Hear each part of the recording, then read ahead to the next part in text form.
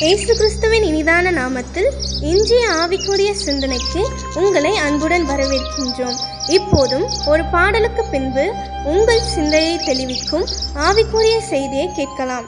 வானது நீரோடைகளை வாஞ்சித்து கதருமா போல் என் ஆத்துமாவும் பொன்முகம் காணவே வாஞ்சித்து காத்திடுவே. வானிலும் இந்த பூவிலும் நீ என் வாஞ்சைகள் தீர்ப்பவராய் நினைந்தேன். இன்ப இயேசுவின் நினைவில் நாமத்தை புகழ்ந்து இகமதி பாடின தருணம் இது. இயேசுவை போல நல் நேசரில்லை, இன்றும் என்றென்றும் அவர் துதி சாத்திடுவே. ஆண்டவர் இரட்சகருமாக இயேசுவின் இனிதான நாமத்தினால் உங்களை வாழ்த்துகிறேன். நம்முடைய ஆவிக்குரிய சிந்தனைக்காக சங்கீதம் 42:11 நான் வாசிக்கிறேன். என் ஆத்துமாவே நீ ஏன் கலங்குகிறாய்? ஏன் எனக்குள் தேங்குகிறாய்? தேவனை நோக்கி காத்திரு. என் முகத்திற்கு இரட்சிப்பும் என் தேவனுமாயிருக்கிறவரை நான் இன்னும் துதிப்பேன். தாவீது ராஜா தன்னுடைய அனுபவங்களை சொல்லும் பொழுதெல்லாம் ஆச்சரியமாக இருக்கும். தன்னுடைய ஆத்மாவோடு கூட பேசுகிற ஒரு அனுபவம் அதிகமாய் சங்கீதங்களில் பார்க்க முடியும். மனிதனையும் விலங்கையும் வித்தியாசப்படுத்துகிற ஒரு காரியம் ஒன்று உண்டுனால் ஆத்மா. விலங்குகளுக்கு ஆத்மா கிடையாது, மனிதனுக்கு ஆத்மா உண்டு. அநேக நேரம் அதை நாம் அறிந்து கொள்ளாமல் இருக்கிறபடியினால் அநேக நேரம் சொல்லுவோம் மனசே சரியில்லை, ஆனா அந்த மனசு எப்படிப்பட்டதென்று அறிந்து கொள்ளாமல் தான் அநேகர் வாழ்ந்து கொண்டிருக்கிறோம். அந்த மனதினுடைய காயங்கள், மனதினுடைய பாரங்கள், இன்னும் மனதினுடைய வியாகுலங்கள் நிறைய இருக்குது. இந்த காரியங்கள் எல்லாம் இன்னைக்கு சரியா புரிஞ்சிக்காததுனால துக்கத்தோடு வேதனையோடு எங்க பாதிச்சிருக்கு, எதனால இது இருக்குங்கிறது தெரியாமலே ஓடிக்கொண்டிருக்கிறோம். ஆனால் தாவீது அதை தெளிவாக தெரிந்திருந்தார். அதனால தான் ஆத்மாவோடு பேசுகிறார். பாடுகள், நிந்தனைகள், அவமானங்கள், வனாந்தரங்கள், வாழ்க்கையிலே ஏற்றத்தாழ்வுகள் வரும்பொழுதெல்லாம் ஆத்மா சோர்ந்து போகிறது, தத்தளிக்கிறது. கவலையோடு இருக்கும் பொழுது என்ன சொல்றார்? நீ ஆத்மாவை நீ ஏன் கலங்குகிறாய்? சரீரம் வேறு, ஆத்மா வேறு. சரீரத்தின் தேவைகளை நாம் உலகத்தின் மற்ற காரியங்களிலிருந்து பெற்றுக்கொள்ள முடியும். ஆத்மாவின் தேவை, ஆத்மாவுடைய தாகம், அவைகளெல்லாம் தீர்க்கப்பட வேண்டுமானால் என்ன செய்ய வேண்டும்? தாவீது இங்கு சொல்லுகிறார், ஆத்மாவை பார்த்து பேசுகிறார். எப்படி? கலங்கியிருக்கிற ஆத்மாவே நீ ஏன் கலங்குகிறாய்? தேவனை நோக்கி காத்திரு, அவர்தான் எல்லாம். அவரால் உருவாக்கப்பட்டது. இந்த ஆத்மாவை எந்த மனிதனாலும் கொல்ல முடியாது. மரித்து மனிதனுடைய வாழ்க்கை முடிந்த பிறகும் அந்த ஆத்மா உயிரோடு கூட இருக்கும். ஆண்டவருக்கு பிரியமா இருந்தால் அவருடைய ராஜ்யத்திற்கு போகும், இல்லாவிட்டால் நரகத்திற்கு போகும். சோ அந்த ஆத்மாவை குறித்த ஒரு கரிசனை இருக்கிறதா?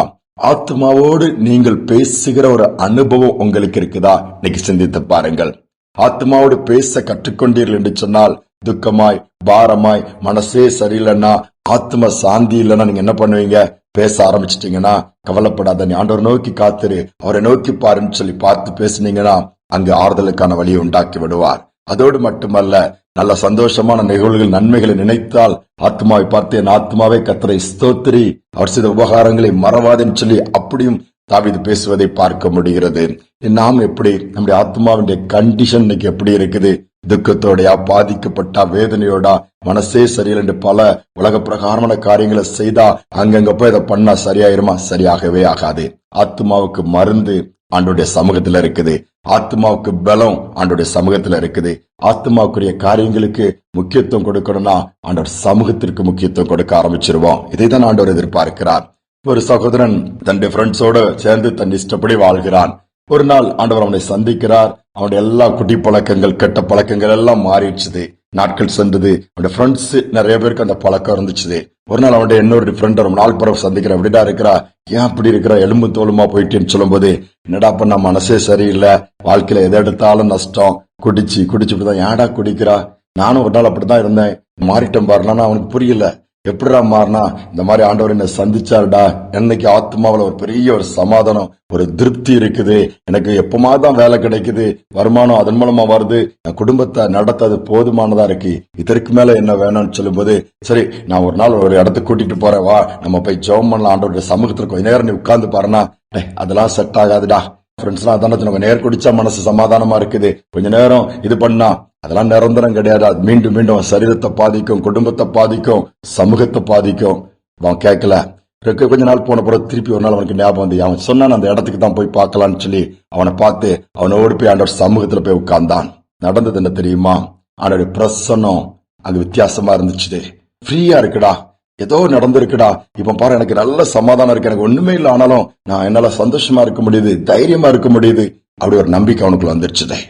அதுக்கப்புறம் வாழ்க்கையே மாறிடுச்சுது. யோசித்து பாருங்க, நீங்க ஒரு பல மன துக்கத்தோடு இருக்கிறீங்களா? நம்பிக்கை இழந்து போய் இருக்கிறீங்களா? யாரு இல்லைன்னு சொல்லி புலம்பிட்டு இருக்கிறீங்களா? அதை பற்றிலாம் கவலைப்படாதுங்க. உங்க ஆத்மாவோட நீங்க பேசுங்க. என்ன பேசணும்? நீ தேவனை நோக்கி காத்துரு. அவர்கிட்ட இருந்துதான் ரட்சிப்பு வரும், அவர்கிட்ட இருந்துதான் நன்மை வரும். அவர் தான் நடத்துகிறவர், சூழ்நிலையை மாற்றுகிறவர். சரீர பிரகாரமான தேவை ஒரு மனிதனை வைத்து சந்தித்து விடலாம், ஆத்மாவின் தேவையை ஆண்டவர் தான் சந்திப்பார். இந்த நாளிலும் கூட ஆண்டோடைய கரத்துல சூழ்நிலையை கொடுங்க, அவரை நோக்கி பாருங்க. மனசு சரியில்லை, உலக பிரகாரமா கொஞ்ச நேரம் அங்க போலாம், கொஞ்ச நேரம் இதை பார்க்கலாம், எவ்வளவுதான் நீங்க மொபைல்ல ஷார்ட்ஸ் பார்த்தாலும், எவ்வளவுதான் காரியங்களை பார்த்தாலும், சினிமா பார்த்தாலும், இதை பார்த்தாலும் ஆறுதல் வரப்போறதில்லை, அமைதி வரப்போவதில்லை, தத்தளிப்பு கூட தான் செய்யும். நிலத்தை தாழ்த்தி ஆண்டவர்களை கொடுத்து ஆத்மா பாரத்தை லகுவாக்குங்கப்பா. ஆத்மாவை பார்த்து தைரியமா இருக்க சொல்லுங்க. ஆத்மாவோட நீங்களே பேசுங்க. ஆத்மாவை நீ ஏன் கலங்குகிறாய், ஏன் தேங்குகிறாய்? தேவனை நோக்கி காத்துரு, அவரை நோக்கி நீங்க கூப்பிடுங்க.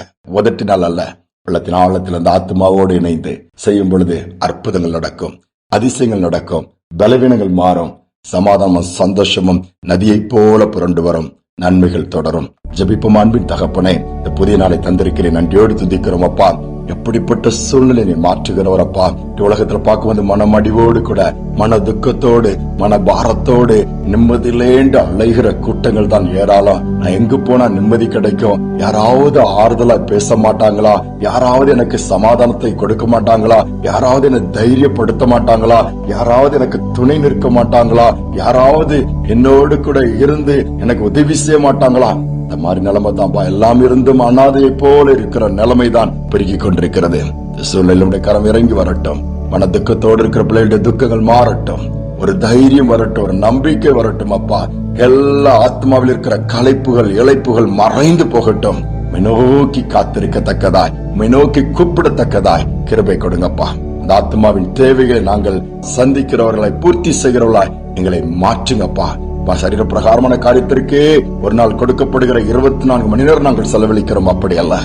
ஆத்மாவுக்கும் நேரத்தை ஒதுக்கி உம்முடைய சமூகத்துல அமர்ந்து அதற்கான ஆகாரத்தை பெற்றுக் கொள்ள உதவி செய்யும். துதிகனமை மேலாமுக்கு செலுத்துகிறோம் இயேசுவின் நாமத்தில் பிதாவே, ஆமேன், ஆமேன். கவலைப்படாதீர்கள், ஆத்மாவுக்கு தைரியம் கொடுங்க. அதோடு மட்டுமல்ல, ஆண்டவருடைய சமூகத்துல போய் உட்கார கற்றுக்கொள்ளும் பொழுது ஆத்மாவுக்கு வேண்டியவைகளை கற்றுக் கொடுப்பார். அமைதி, சந்தோஷம், சமாதானம் தேடி போகாண்டா, நம்மளை தேடி வரும். இந்த சிந்தனையோடு இந்த நாளை தொடர்வோம். மீண்டுமாய் நாளை தினம் சந்திப்போம்.